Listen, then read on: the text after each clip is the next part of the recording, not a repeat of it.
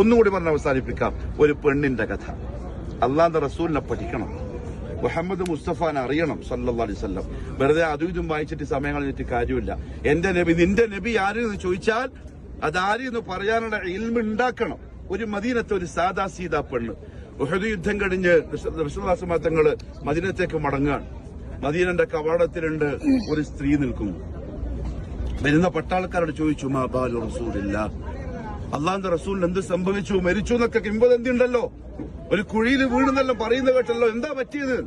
അപ്പൊ ആരോ പറഞ്ഞു, ഒന്നും പറ്റിയിട്ട, പക്ഷെ നിന്റെ ഭർത്താവ് ഷഹീദായി. ആ പണ്ട് പറഞ്ഞു, മാ ബാലു റസൂലില്ലാഹ്, ഞാൻ നിന്നോട് ചോദിച്ച റസൂലുള്ളാഹിന്റെ കഥ എന്തെന്നാണ്, എന്റെ ഭർത്താവിനെ പറ്റിയല്ല. അപ്പൊ ആരാ പറഞ്ഞു, എടീ നിന്റെ മോനും ഷഹീദായി.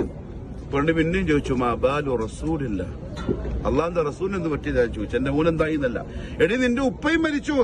മാ ബാലു റസൂലില്ലാഹ്, ഉപ്പ പോയി, മോൻ പോയി, ആങ്ങള പോയി, ഭർത്താവും പോയി, 4 പേര് ഉഹദ് യുദ്ധത്തിൽ ഷഹീദായ ഒരു സ്ത്രീ. എന്താ അറിയേണ്ടതെന്നറിയോ? റസൂലുള്ളാഹിക്ക് എന്താ സംഭവിച്ചത്?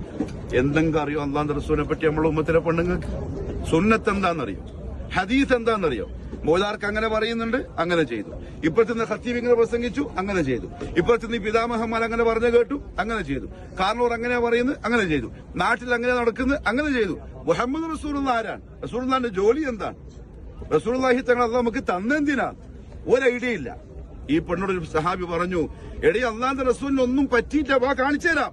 കൂട്ടിയിട്ട് പോയി റസൂലുള്ളാഹിന്റെ മുമ്പിലെത്തിയിട്ട് പറഞ്ഞു ആ സ്ത്രീ, യാ റസൂലല്ലാഹ്, കുല്ലു ഷൈഇൻ ബഅദക ജലൽ, അങ്ങക്ക് ശേഷമുള്ള എനിക്ക് എന്തെങ്കിലും പ്രയാസമുള്ള കാര്യം, എന്റെ മെയിൻ വിഷയം നിങ്ങളാണ്. നിങ്ങൾ റാഹത്തിലുണ്ടല്ലോ, വേറെ ആര് ഷഹീദായാലും എനിക്ക് വിഷയമേ അല്ല. ഇതാണ് മുഅ്മിൻ, ഇതാണ് ലാ യുഅ്മിനു അഹദുക്കും ഹത്താ അകൂന അഹബ്ബ ഇലൈഹി മിൻ വാലിദിഹി വവലദിഹി വന്നാസി അജ്മഈൻ. അല്ലാഹുവിന്റെ റസൂലിനെ ഏറ്റവും ഇഷ്ടപ്പെട്ട ആളാവണം, ഉപ്പാനേക്കാളും ഉമ്മാനേക്കാളും മക്കളെക്കാളും മാലോകരെക്കാളും. അതുണ്ടെങ്കിൽ ജയിച്ചു. അതില്ലേ തലകുത്തി മറിഞ്ഞിട്ടും കാര്യം ഉണ്ടാവില്ല, ഇവിടെ വന്നിട്ടും കാര്യം ഉണ്ടാവില്ല. അള്ളാഹു അങ്ങനെ റസൂലുള്ളാഹിനെ സ്നേഹിക്കുന്ന, സുന്നത്തിനെ ഇത്തിബാ ചെയ്യുന്ന പക്ക മുഅ്മിനീങ്ങൾ പെടുത്തി അള്ളാഹു നമ്മൾ അനുഗ്രഹിക്കുമാറാവട്ടെ.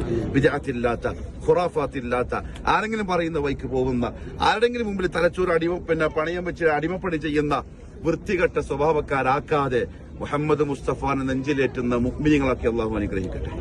ബാക്കി ബസ്